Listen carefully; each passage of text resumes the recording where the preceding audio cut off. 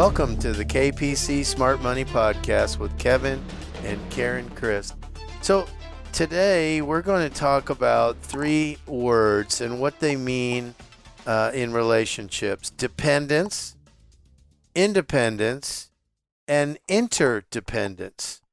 So we're going to talk about that. And, you know, as somebody who's been to communist Cuba twice, and Karen, you've been to Cuba with me, freedom is very important to us.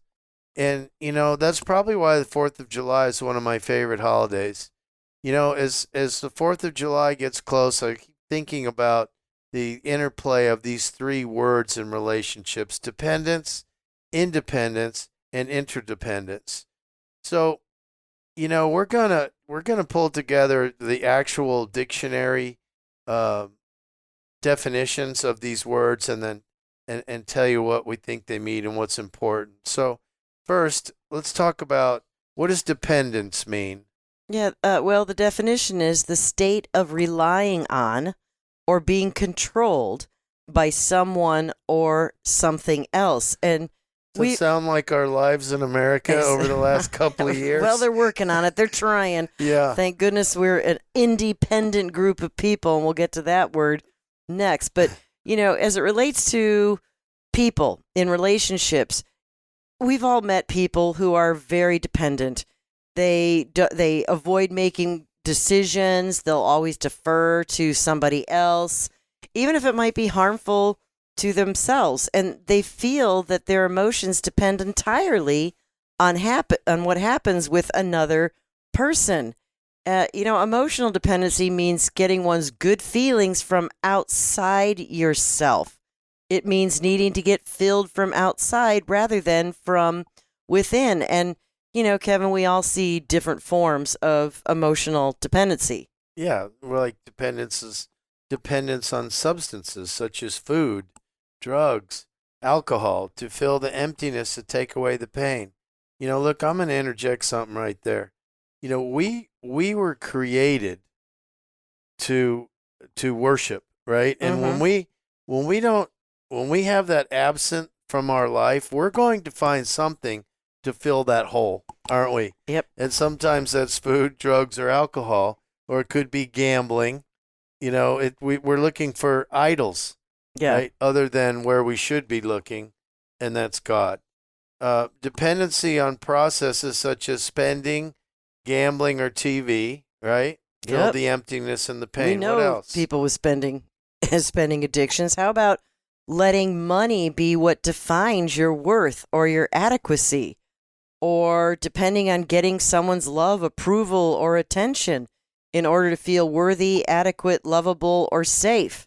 So, you know, when you don't take responsibility for defining your own adequacy and worth, or for creating your own inner sense of safety, you will seek to feel adequate, worthy, or safe from somewhere else, and not all those other places are good. Yeah, so I'm just thinking, you know, people that are just dependent, so dependent on what other people think. Yeah. Right? Yeah. And that's, and you know that's what? That's a prison. It's a form of prison. Yeah. And you know what? We're all looking for approval of some kind, aren't we? Right. So what about independence? What is the definition of that? Well, it's the opposite of dependent. It means free, not subject to control by others, not relying on others, not subordinate, and, you know, not very few people are wholly independent. You know, in the U.S., we love being independent. We pride ourselves on being independent. But are we really? You know, especially in relationships, that's, you know, people are not independent at all. The independent person takes personal responsibility for their actions and emotions. So you should repeat that about the people taking personal responsibility, but that we could do a whole podcast on well, that. yeah, it's kind of lacking these days. You know, where people just want to blame, be victims. You know, it's everybody else's fault. No, an independent person takes personal responsibility for their actions and emotions. So What does it mean to take emotional responsibility rather than being emotionally dependent? Well, primarily it means recognizing that your feelings come from your own thoughts, beliefs, and behavior rather than from others or from other circumstances. Once you understand and accept that you create your own feelings rather than your feelings coming from outside yourself, then you can begin to take emotional responsibility. For example, let's say someone you care about gets angry at you. If you're emotionally dependent, you may feel rejected and believe that your feelings of rejection are coming from the other's anger. You might also feel hurt, scared, anxious, inadequate, ashamed, angry, blaming, or many other difficult feelings in response to others' anger. You might try many ways of getting the other person to not be angry in an effort to feel better. Yeah, but if you are emotionally independent and responsible, you will feel and respond entirely differently. The first thing you might do is tell yourself that another person's angry has nothing to do with you. Perhaps that person's having a bad day and it's just taking it out on you.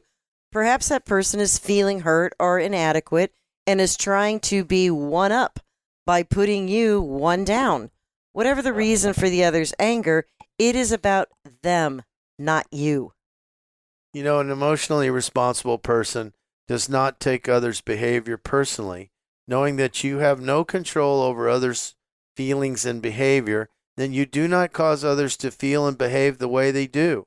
That others are responsible for their feelings and behavior just as you are for yours.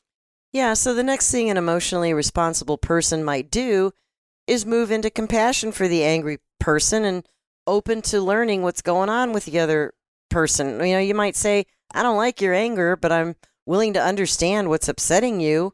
Would you like to talk about it?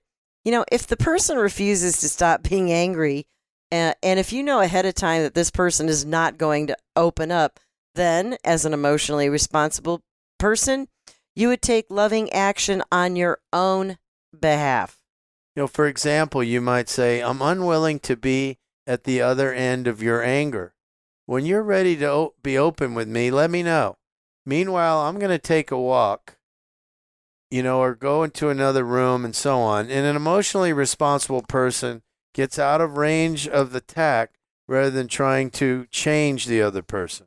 Yeah, and then once you're out of range, the emotionally responsible person can explore, any painful feelings that might have resulted from the attack. Perhaps you're feeling lonely as a result of being attacked. But an emotionally responsible person will take a look at that loneliness and then they will try and understand it. So rather than being a victim of another person's behavior, you have taken emotional responsibility for yourself. Instead of staying stuck in feeling angry, hurt, blaming, afraid, anxious, or inadequate, you have moved yourself back into feeling safe and peaceful. When you realize that your feelings are your responsibility, you can move out of emotional dependency. This can make a huge difference within you and within all your relationships.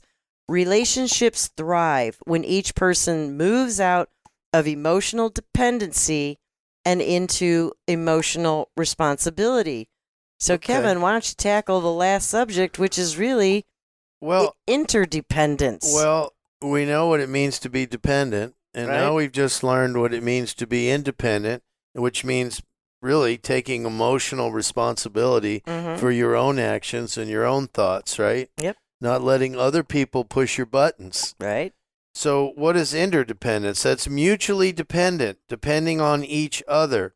Interdependence is a dynamic of being mutually and physically responsible to and sharing a common set of principles with others. This concept differs distinctly from dependence in that an interdependent relationship implies that participants are emotionally, economically, ecologically, and are morally interdependent. Like you and I in our business, we are economically interdependent. Mhm. You are good at certain things a lot better than me, and I'm good at certain things. Not that I'm better, but that you would rather not do. So we all have.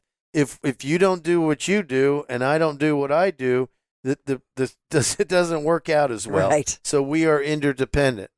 So some people advocate freedom or independence as sort of ultimate good. Others do the same with devotion to one's family, community, or society.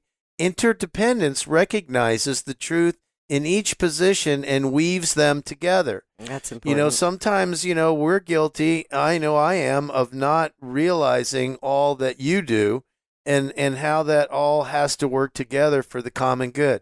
So two people that cooperate with each other are said to be interdependent. And that's not always easy. It can also be defined as the interconnectedness and the reliance on one another socially, economically, emotionally, and environmentally. Yeah, and sometimes independent thinking just by itself, it's just not suited to interdependent reality, which is relationships. Relationships work when there's interdependence, and independent people who do not have the maturity to think and act interdependently may be great people, but they won't be good partners.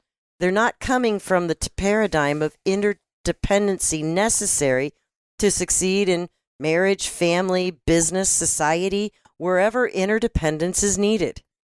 So, Karen, nature is a great model of interdependence. Just wrapping this up, today, like me, you're breathing hundreds of gallons of invisible oxygen, a gift from our plant kin, to whom we return hundreds of gallons of that stuffy carbon dioxide that they love so much.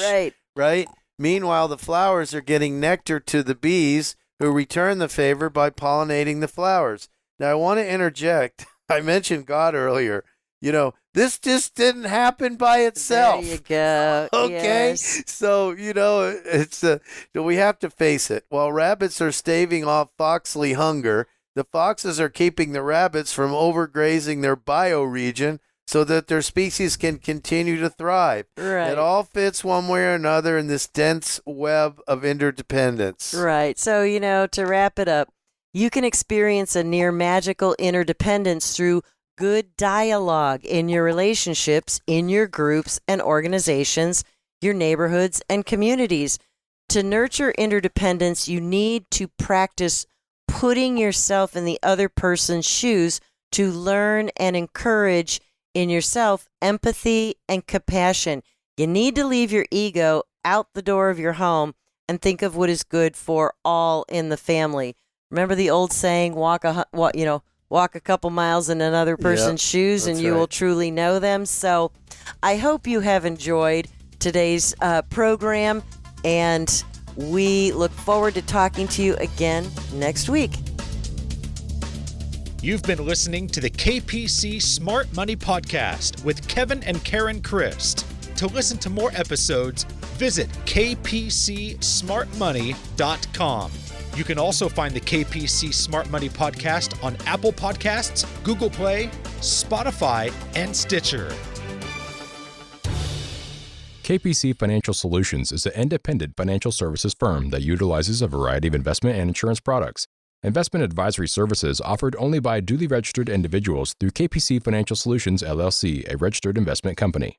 Investing involves risk, including the potential loss of principal. Any reference to protection, safety, or lifetime income generally refer to fixed insurance products, never securities or investments. Insurance guarantees are backed by the financial strength and claims-paying ability of the issuing carrier. This podcast is intended for informational purposes only. It is not intended to be used as the sole basis for financial decisions, nor should be construed as advice designed to meet the particular needs of an individual's situation. KPC Financial Solutions is not permitted to offer, and no statement made during the show shall constitute tax or legal advice. Our firm is not affiliated with or endorsed by the U.S. government or any governmental agency. The information and opinions contained herein provided by third parties have been obtained from sources believed to be reliable, but accuracy and completeness cannot be guaranteed by KPC Financial Solutions. Hypothetical examples have been provided for illustrative purposes only. It does not represent a real-life scenario and should not be construed as advice designed to meet the particular needs of an individual's situation.